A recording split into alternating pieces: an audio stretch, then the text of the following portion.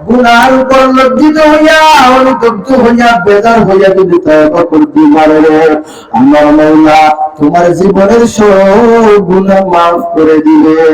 রে আল্লাহর গোলামেরা, একটু মনোযোগ দিয়ে শোনো। ও পর্দার আড়ালের মা বোনেরা, আপনাদের কানে কি মাইকের আওয়াজ যায় না? যদি কোনো কাজে কর্মে ব্যস্ত থাকেন, কাজ করেন দিলের কান লাগিয়ে কথাগুলো শুনে।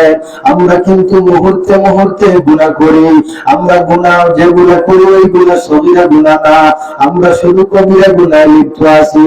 সেকেন্ডে সেকেন্ডে মিনিটে মিনিটে কবিরা গুনাহ করি। মিথ্যা কথা বলা কবিরা গুনাহ, সুদ খাওয়া ঘুষ খাওয়া কবিরা গুনাহ, চুগলখড়ি করা গীবত করা কবিরা গুনাহ, নামাজ ছাড়াও কবিরা গুনাহ। আমরা সেকেন্ডে সেকেন্ডে মিনিটে মিনিটে কবিরা গুনাহ করি, তবুও আমরা গুনার উপর লজ্জিত হই না, তবুও আমরা গুনার উপর বেজার হই না। আল্লাহর গোলামেরা, গুনার উপর লজ্জিত হইয়া, গুনার উপর অনুতপ্ত হইয়া আমার মাওলার কাছে মাফ চাও। আমার মাওলার কাছে মাফ চাইতে দেরি হইবে, আমার মাওলা মাফ করতে দেরি হইবে না। খুব খেয়াল করে শুনবেন, একজন বিধর্মী ব্যক্তি, একজন কাফের ব্যক্তি কালেমা পড়ে মুসলমান হইলে আমার মাওলা যতটুকু খুশি হন, তার থেকে বেশি খুশি হন একজন ইমানদার তাওবা করে, গুনাহ করার পরে যখন তাওবা করে। সুবহানাল্লাহ। ও দুনিয়ার মানুষেরা, ইমানদার গুনাহ করার পরে যখন তাওবা করে নেয়, কাফির ব্যক্তি মুমিন হইলে যতটুকু খুশি হন তার থেকে বেশি খুশি হন ইমানদার তাওবা করলে। সুবহানাল্লাহ। ওরে আল্লাহর গোলামেরা, কিভাবে আল্লাহ ইমানদারের তাওবায় বেশি খুশি হন? একজন বাবা তার সন্তানটাকে সন্তানের উপর বেজার হইয়া ত্যায্য পুত্র করে দিল, তুই আর আমার কোনো মিরাজ পাবে না, আমার মিরাজগুলি আমার বাকি সন্তানগুলি পাবে, তোকে আমি আমার সন্তান বলে স্বীকৃতি দেব না, তোকে আমি তাড়াইয়া দিলাম, আজ থেকে আমাকে তুই বাবা বলে ডাকবে না, আমিও তোর বাবা না, তুইও আমার ছেলে না। ছেলেটাকে বাবা ত্যায্য পুত্র করে দিল। কিছুদিন পরে ওই বাবা তার আরেক ছেলেকে বিয়ে দিল। এই যেই বাড়ি থেকে মেয়েটাকে কোলে বানাই আনলো, ওই মেয়ের বাবা যিনি, উনি হইছেন ওই ছেলের বাবার বেয়াই। আগে কোনো আত্মীয় ছিলেন না, এবার ওই কুটুমালায় ছেলে বিবাহ দেওয়ার কারণে অপরিচিত লোকটা আত্মীয় হয়েছে। ঠিক কি ঠিক না? অপরিচিত লোকটা আত্মীয় হয়েছে, এবার ওই অপরিচিত লোকটা বড় আত্মীয়। ওই বেয়াইকে বেয়াই কুলাকুলি করে, আপনার মুআনাকা করে, মুসাফা করে, দিলের মধ্যে একটা মহব্বত। বেয়াই আমার আত্মীয়, বেয়াই আমার ঘনিষ্ঠ, বেয়াই আমার কুটুম, কিন্তু ছেলেটা ত্যায্য পুত্র হয়ে গেছে। খেয়াল করে শুনবেন, বোঝার চেষ্টা করবেন। কিছুদিন যাবার পর বাবার মনের মধ্যে ছটফট ছটফট করতেছে, আমার ছেলেটা, আমি তাকে দূর দূর করে তাড়িয়ে দিলাম, আমি তো বাবা এক কথা বলতে পারি, সেও আমার কথা শুনিয়ে গুসা করে চলে গেল, আমি আবার বাবা হয়ে কিভাবে তাকে আবার আসার জন্য বলি? সে যদি নিজে থেকে চলে আসতো কতই না ভালো হইতো। আবার ছেলের দিলের মধ্যে বাবার প্রতি মায়া বাড়তেছে, আহারে এত বছর হয়ে গেল আমি বাবার চেহারা দেখি নাই, না জানি কখন আমার বাবা মারা যাবে, এইগুলা তার দিলের মধ্যে ঘুরতেছে। আর তার দিলটা নরম হয়ে গেছে, সব গুসা উঠে গেছে। এবার সে নিজে থেকে বাবার কাছে গিয়ে বলে, বাবা আমি ত্যায্য পুত্র হয়ে থাকতে চাই না, তুমি আমাকে তোমার পুত্র হিসেবে স্বীকৃতি দাও। তখন বাবা হাত দুইটা এবারে ত্যায্য পুত্র করেছি, আমি প্রতিদিন থেকে তোকে ত্যায্য পুত্র করি নাই, সন্তান তোকে ত্যায্য পুত্র করার পর থেকে আর পর্যন্ত আমি আরামে থাকতে পারি নাই। আমার তিন পুত্র, ওদেরকে যখন দেখি তোর কথা আমার মনে পড়ে যায়। তুই দূরে থাকবি কেন? আয় আমার কুলের মধ্যে আয়। বাবা বলে, সন্তান তুই তো আমার পর না, তুই হলে আমার আপন, তুই যেমন আমার আপন ছিলে তেমনই আমার আপন। আর বিয়াই আগে ছিলেন পর, এখন হয়েছেন আপন। আর সন্তান আগেও ছিল আপন, এখনো আছে আপন। মাঝখানে কিছু দুইশির কারণে ত্যায্য পুত্র হইয়া গিয়াছিল।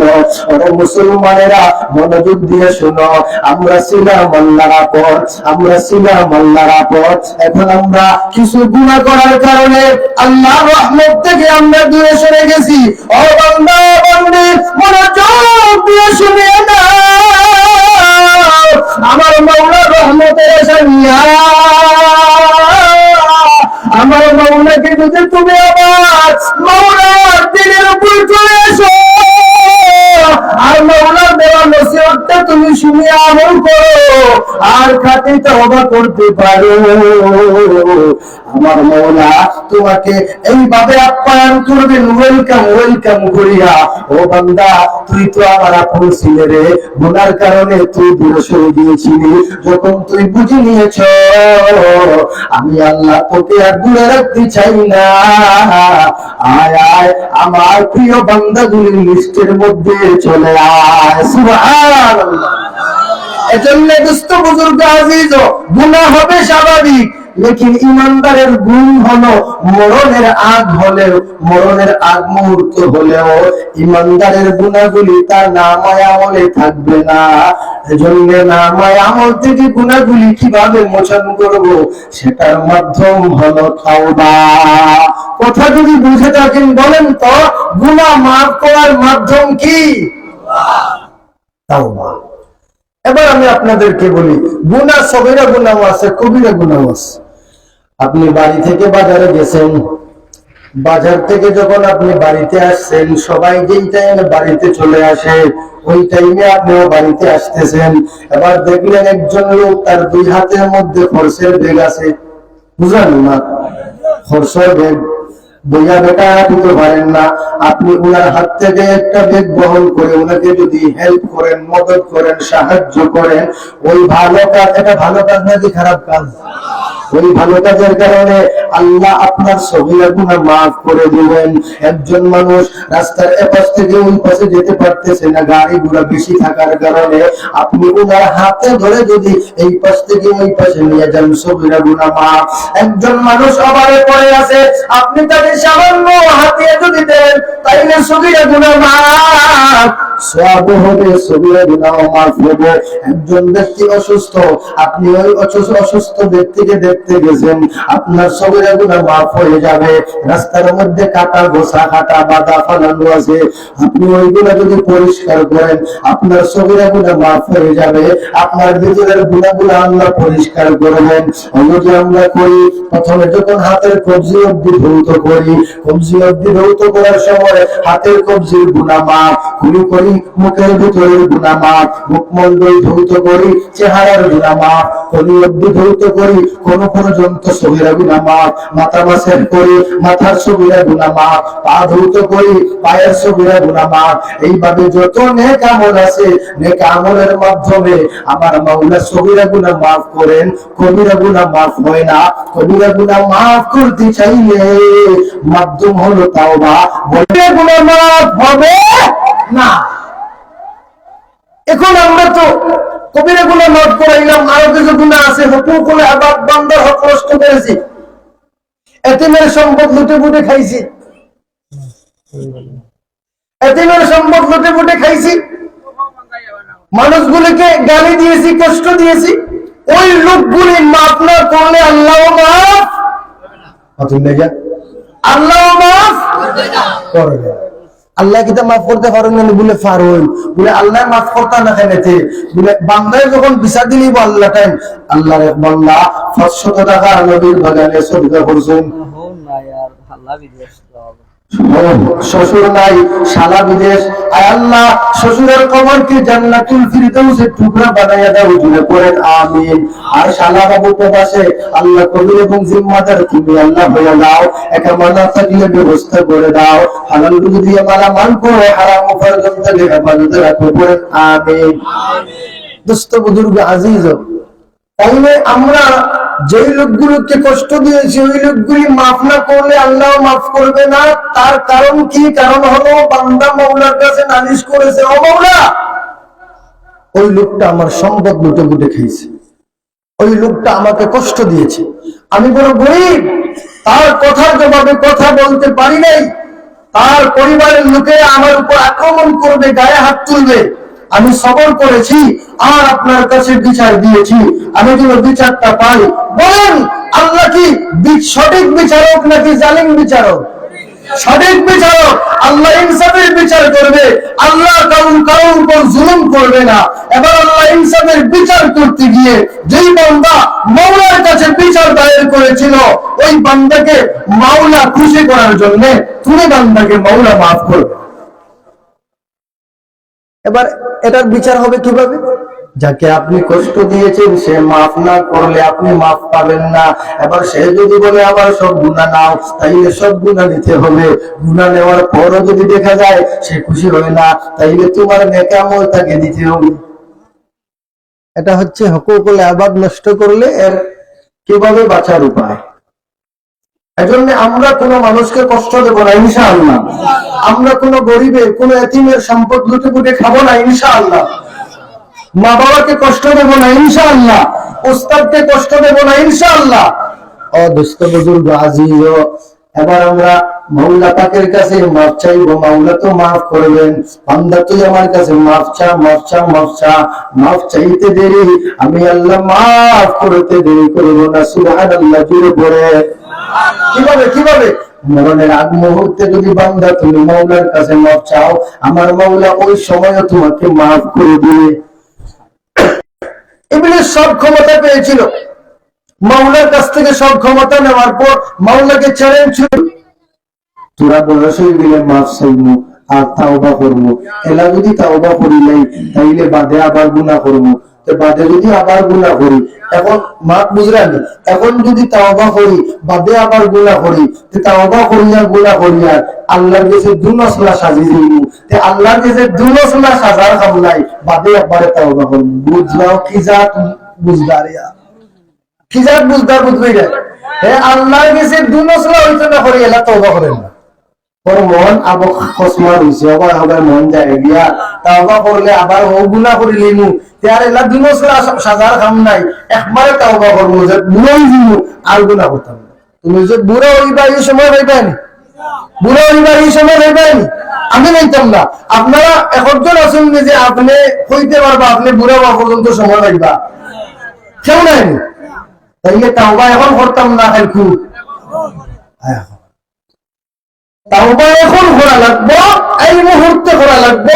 গুনাহের উপরে বেজার হইতাম, মাওলা মাফ করতাম ইনশাআল্লাহ। মুসা আলাইহিস সালাতু ওয়াস সালামের জামানায় মেঘ নাই, বৃষ্টি নাই। মুসা আলাইহিস সালাতু ওয়াস সালাম ওনার উম্মতদেরকে নিয়ে মাওলার কাছে দোয়া করেন, ফরিয়াদ জানান, ও দয়ার মাওলা আমাদেরকে বৃষ্টি দাও। বৃষ্টি না থাকার কারণে আমাদের গাছপালা নষ্ট হয়ে যাচ্ছে। আল্লাহ বলে, ও মুসা পয়গম্বর, তোমার ওই উম্মতদের মধ্যে এমন একজন আছে যে বড় মারাত্মক গুনাহগার। ওই গুনাহগার যতক্ষণ পর্যন্ত মজলিসের মধ্যে থাকবে ততক্ষণ পর্যন্ত আমি দোয়া কবুল করব না। ও মুসা পয়গম্বর, তোমার ওই উম্মতকে মজলিস থেকে দূর করে দাও। মুসা পয়গম্বর বলেন, ও উম্মতের দল, তোমাদের মধ্যে কে সবচেয়ে বড় গুনাহ করেছ? তোমরা ভালো করিয়া জানো যে গুনাহ করেছ। তুমি এই মাহফিল থেকে চলিয়া যাও, বলে আমি আল্লাহর কাছ থেকে নাম জানিয়া তোমাকে শাস্তি দেব। সময় একেবারে স্বল্প, সংক্ষেপে কথাটা বলি, আপনারা খেয়াল করে শুনবেন। এবার যে ব্যক্তি গুনাহ করে ফেলেছে ওই ব্যক্তি চিন্তা করে, আমি যদি এই মাহফিল থেকে পালাইয়া যাই, দৌড় দিয়ে ভেগে যাই, সবাই জেনে নিবে, কেউ ভাগে না। ওই লোকটা কেন ভাগে? নিশ্চয় ওই লোকটা গুনাহগার। এবার আল্লাহর বান্দা মাহফিল থেকে দৌড়াইয়া পলায়ন করতেও পারে না, আবার মাহফিলের মধ্যে বসে থাকতেও পারে না। চিন্তা করে, আমি যদি মাহফিলের মধ্যে বসে থাকি, মুসা পয়গম্বর আল্লাহর কাছ থেকে নাম জানিয়ে আমাকে শাস্তি দিবে। এবার আল্লাহর বান্দা মাহফিলের মধ্যে বসে থাকতেও পারে না, আবার ভাবে আমি যদি চিৎকার করে কান্না করি, চোখ দিয়ে পানি ফেলাই, আর লোকেরা বুঝে নেবে আমি কান্না করতেছি, বুঝে নেবে আমি সব থেকে গুনাহগার। অমনি আল্লাহর বান্দা বড় এক ফেসের মধ্যে পড়িয়া মাথাটাকে নিচু করিয়া চোখ দিয়ে টপটপাইয়া পানি ঝরায়, আর মাওলাকে ডেকে ডেকে বলে, ও মাওলা আমি যে গুনাহগার, আমার এই গুনার কথা আমার মা বাবা জানে না, আমি যে গুনাহগার আমার গুনার কথা আমার বন্ধু বান্ধবেরা জানে না, আমি যে গুনাহগার আমার এই গুনার কথা আমার বউ বাচ্চা কেউ জানে না। ও দয়ার মাওলা, এমনকি মুসা পয়গম্বর পর্যন্ত জানে না। আল্লাহ তুমি বড় দয়া করিয়া বড় আদর করিয়া আমার গুনাহটাকে তুমি লুকাইয়া রাখছো। আর কত বড় মজমার মধ্যে আজ আমার গুনাহটাকে তুমি কেমন করে প্রকাশ করবা? ও দয়ার মাওলা, আমি গুনার উপর যে দয়া দিলাম আর জীবনে কোনো গুনাহ করব না। আল্লাহ তুমি আমার গুনাহগুলি মাফ করে দাও। আমরা মুসা পয়গম্বর তাদের এদিকে সমস্ত পৃথিবী অন্ধকার হয়ে গেছে, মেঘ মেঘ বাবখার হয়ে গেছে। মুসা পয়গম্বর বলেন, আল্লাহ আপনি বললেন আমার গুনাহগার উম্মতের কারণে বৃষ্টি দিবেন না, এবার খাওনি কেন, অন্ধকার কেন? আল্লাহ পাক রব্বুল আলামিন এই কথা শুনে বৃষ্টি দিয়ে দিলেন। মুসা পয়গম্বর বলেন, আল্লাহ কেন বৃষ্টি দিলেন? আল্লাহ বলে, ও মুসা পয়গম্বর, তোমার যে উম্মতের কারণে বলেছি মেঘ দেব না, বৃষ্টি দেব না, আমি তোমার ওই উম্মতের কারণেই বৃষ্টি দিলাম। সুবহানাল্লাহ। আমি যে এলাকায় ঐতিহ্যবাহী এলাকার বৈরাগী বাজার ইমামতি করিয়া, সেই ঐতিহ্যবাহী বৈরাগী বাজার এলাকার একটা সমাজসেবক সংগঠন আছে, যার নাম হইল গিয়া বৈরাগী বাজার যুব ফোরাম। সেটা প্রতি মানুষের বিপদের সময় দাঁড়ায়, অভাবীদের পাশে দাঁড়ায়, গরিব দুঃখীদের পাশে দাঁড়ায়, এবং বিগত বৈরার সময় ওদের মাধ্যমে বৈরাগী বাজার ঐতিহ্যবাহী যুব ফোরামের মাধ্যমে কয়েক লক্ষ টাকা গরিবদেরকে ত্রাণ বিতরণ করছেন। ওনারা প্রতি বছর একটা তফসিল মাহফিল করায়। আগামী 7 ফেব্রুয়ারি বৈরাগী বাজার ঐতিহ্যবাহী যুব ফোরামের তাফসীর মাহফিল, আমির হামজা সাহেব আইবা, আব্দুল্লাহ আলামিন সাহেব, সাইফুল্লাহ সাহেব, আপনারা অগ্রিম দায়িত্বে দাওয়াত দিয়া। আর সুসংবাদ হইল বৈরাগী বাজার যুব ফোরামের সদস্যদের পক্ষ থেকে, ঐতিহ্যবাহী বৈরাগী বাজার যুব ফোরামের সদস্যদের পক্ষ থেকে নামগুলা বলি: আব্দুর রহিম সাহেব সম্মানিত সভাপতি, মাওলানা আব্দুল হক সাহেব, মাসুম আহমদ সাহেব, জুনেদ আহমদ সাহেব, আল জুনেদ সাহেব, আব্দুল্লাহ মামুন সাহেব, জাহির হাসান জুবের সাহেব, হাফিজ আলিমুল্লাহ আজিম, हमारा इमदादुल हक इमदाद, खैरुल आमीन, वैस अहमद, अल जुमरान, अहमद जुमान, हाफिज मौलाना अली हक, आतिक हसन, बिलाल अहमद, अबू बकर सिद्दीक, मोहम्मद अब्दुल मुमिन, एहसानुल हक जुबायर, সাইফুর রহমান, এই বৈরাগী বাজার যুব ফোরামের এই সদস্যবৃন্দের পক্ষ থেকে আমার মদিনাতুল উলুমকে দেখিয়া 50 বস্তা সিমেন্ট দেওয়ার ওয়াদা হতো। নারায়ে তাকবীর। ঐতিহ্যবাহী যুব ফোরাম বৈরাগী বাজার, আল্লাহ সকল সদস্যদের হায়াত ও বরকত দাও, মকসুদরে পূরণ করে দাও। আল্লাহ সন্তান জিন্দা মোটারে মাফ করে দাও। আগামী 4 ফেব্রুয়ারি সন্তান তফসির মাহফিল অগ্রিম আপনারা দাওয়াত করে আপনারা দেবেন। বুঝতে বুঝুন আজকের সময় আমার একবারে স্বল্প, হুজুরের অনেক মায়া মানুষ অনেক হতে গিয়েছে। আলহামদুলিল্লাহ, আমরা ঢাকার অতি গৌরব, যিনি ঢাকা সমস্ত বাংলাদেশে তফসিল করেন আমার বাবা শ্রদ্ধাভাজন হযরত মাওলানা আবুল হাসান সাহেব, আবুল হাসান সাদি সাহেব হাফিজাহুল্লাহ, আমার ভাই বয়ানের পরপরই আর উদয় সাহেব রওনা দিলাইছেন 15-20 মিনিটের ভিতরে ইরিথিরি বিল্লাহ সন্ধ্যার কাছে পৌঁছে যাবে ইনশাআল্লাহ। আপনারা প্রত্যেক সকালে বোকা বেরিয়ে চলে ইনশাআল্লাহ আইবা। ও আসলে আমি বোঝার ভিতরে বললাম খানুল্লাহ খাই বাইন ফুটছি, খানুল্লাহ খাই আপনারা বাইন ফুটছে করিও না। আমি আরো গায়ে থেকে দিন করছিলাম, সময় কম, আল্লাহ যদি তৌফিক দেন বাঁচাই, আর হুজুরে হইলেও আইব আগামী বছর, না হইলেও আইব আগামী বছর আইয়া হবাদি নাই, আপনারা রাজি আসবেন। ও আগামী বছর পর্যন্ত আল্লাহ আমার লেখায় দান করতে দোয়া করবো ইনশাআল্লাহ। আমি আপনারা সবাই লাগি দোয়া করি, আল্লাহ মাদ্রাসায় কবুল করুন, মাদ্রাসার সকল তালিবে ইলম মখলুরে আল্লাহ কবুল করুন, আসাতিজায়ে কেরাম মখলুরে কবুল করুন, বেলালি হুজুরের লগে তাকবাতো সব ইনশাআল্লাহ প্রত্যেককে সহযোগিতা করবা। আর আমরা একটা টিম তৈরি করে নিব, আগামী বছর ওয়াজ মাহফিল দেশে হইব, যখন আমরা ওই যে ভলান্টিয়ার